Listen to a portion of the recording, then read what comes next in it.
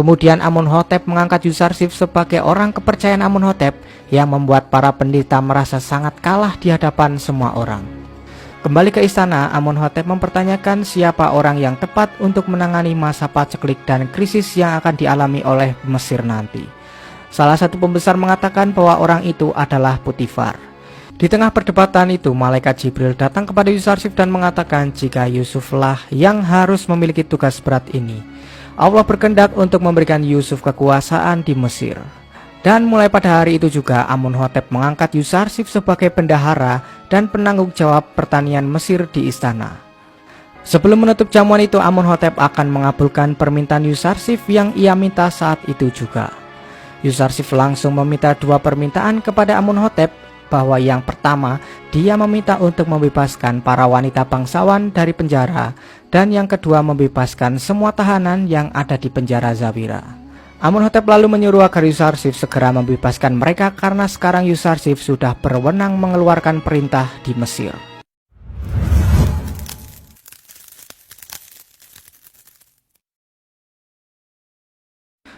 Para tahanan di penjara Zawira akhirnya dibebaskan oleh Yusarsif.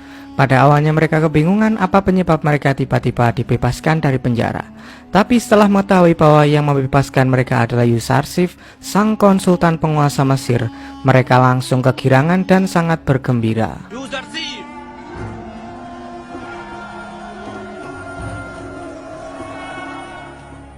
Begitupun dengan para wanita bangsawan yang dibebaskan. Zulaikha merasa terkejut karena mengetahui Yusarsif menjadi orang terdekat Amunhotep. Ia juga mengungkapkan jika Amunhotep pun sangat tertarik kepada Yusarsif. Dan pada akhirnya nanti Zulaikha berpikir bahwa akan banyak lagi orang yang akan tertarik kepadanya.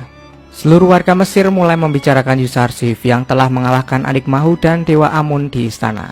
Mereka juga sempat membahas takwil mimpi Yusarsif yang akan menimpa negeri mereka. Zulaikha yang ingin berbuat seperti Yusarsif, yaitu membebaskan para tahanan, dia memutuskan untuk memerdekakan Mimi Sabu, sahabat Yusarsif, agar dia selalu berada di sampingnya. Sementara itu, ahli mimpi yang kemarin dibawa oleh Padiamun terlihat ditemukan tewas di pinggir sungai Nil. Hal ini membuat Padiamun merasa sangat kecewa dengan Nineferkit yang sekarang bekerja untuk Will. Dia sangat kecewa karena Nineferkit tidak menjalankan misinya dengan mulus dan malah membuat Kuil terseret dalam masalah ini. Inarus yang tak sengaja melihat jasad sang ahli mimpi dan bertemu dengan Nineferkit merasa ada yang aneh. Dia lalu melaporkan kejadian itu kepada Yusarsif dan menganggap bahwa yang telah membunuh si ahli mimpi adalah Nineferkit yang terlihat tersenyum melihat jasadnya. Yusarsif sangat terkejut mengetahui berita itu dan akan berniat menghukum pelaku sesungguhnya. Inarus juga mengungkapkan bahwa dia bertemu dengan orang yang mengaku teman Yusarsif bernama Malik. Hal itu membuat Yusarsif sangat terkejut karena katanya Malik menunggu selama 20 tahun di Mesir. Yusarsif pun langsung memerintahkan Inarus segera mencarinya dan membawa ke hadapannya. Malik bin Zahir. Malik. Para pendeta mulai membicarakan apa yang telah terjadi di kota Mesir karena mereka semua membicarakan kekalahan Amun terhadap Tuhan dari Yusarsif. Mereka semakin khawatir jika semua iman orang Mesir akan runtuh kepada Amun dan akhirnya memberontak mereka semua. Sementara itu Amunhotep melantik Yusarsif sebagai konsultan pertanian Mesir di depan seluruh warga Mesir yang sedang berkumpul.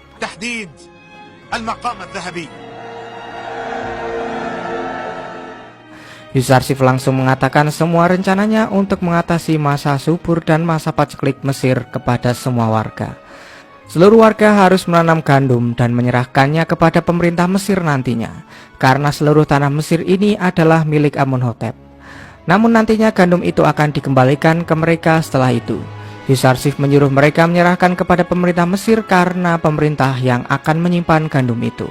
Dan jika para warga nekat menyimpannya sendiri dan nantinya gandum itu akan membusuk, pemerintah tidak akan bertanggung jawab dan tidak akan memberikan gandum kepada mereka.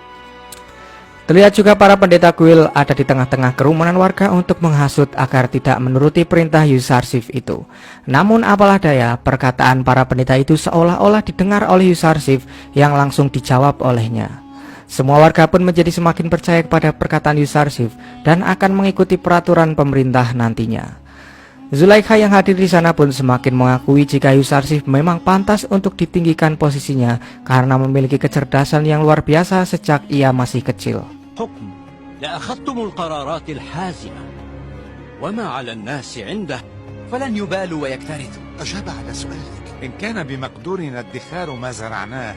Para pendeta lalu mengungkapkan pengumuman tadi kepada Anik Mahu. Mereka juga menganggap bahwa Yusarsif tidak akan mampu melaksanakan tugas ini karena belum berpengalaman sama sekali. Mereka berniat tidak akan mengganggu masalah paceklik itu dan hanya akan mencegah agar Yusarsif mendapat kekuasaan yang lebih luas lagi. Anik Mahu lalu merencanakan untuk memiliki kaki tangan yang berada di istana untuk berencana menjatuhkan Yusarsif. Yang pertama, dia menginginkan Huramhuf, dan yang kedua adalah Ibu Suri. Anik Mahu akan berusaha menghasut mereka agar Yusarsif bisa ditaklukkan. Sementara itu, para tahanan yang bebas menunggu di depan istana Yusarsif dan bertemu dengan Inarus. Di sana Inarus juga bertemu dengan Malik yang juga menunggu kehadiran Yusarsif. Inarus lalu menyuruh mereka menunggu di sana dan akan menyampaikannya kepada Yusarsif. Yusarsif pun langsung merasa senang mendengar bahwa para tahanan mengunjungi mereka, apalagi tahu jika Malik berada di antara mereka. Dia pun langsung keluar untuk menemui mereka semua dan Malik akhirnya menemukan Yusuf, saudaranya yang sudah ia jual ke pasar budak.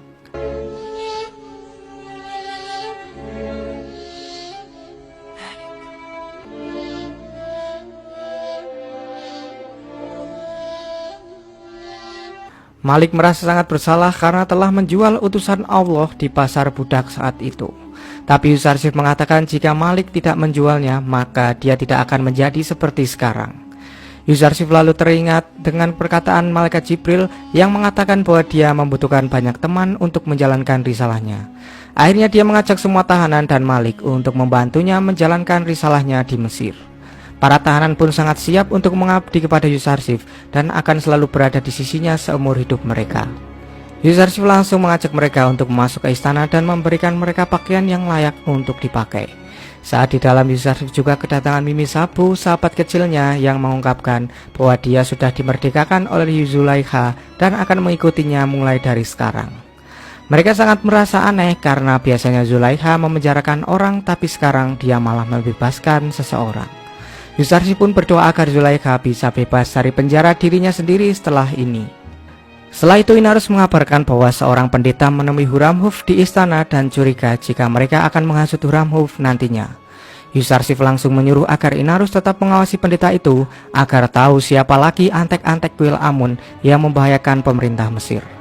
Kemudian Mimi Sabu mulai menceritakan bahwa keadaan Potifar saat ini sangat memprihatinkan.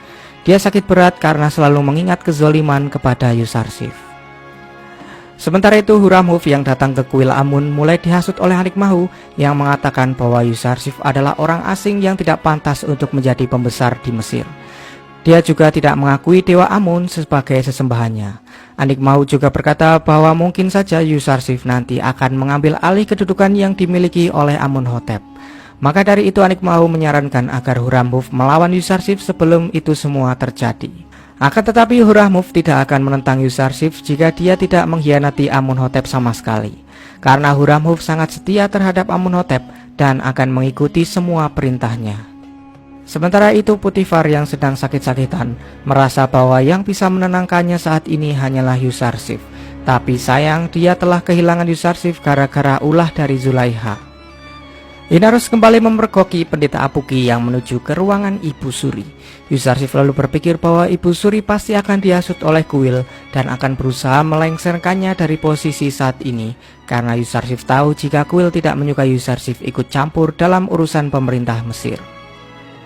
Dan ternyata memang benar, Anik Mahu mulai menghasut Ibu Suri bahwa Yusarsif adalah orang asing yang tak pantas berkuasa di negeri sebesar seperti Mesir.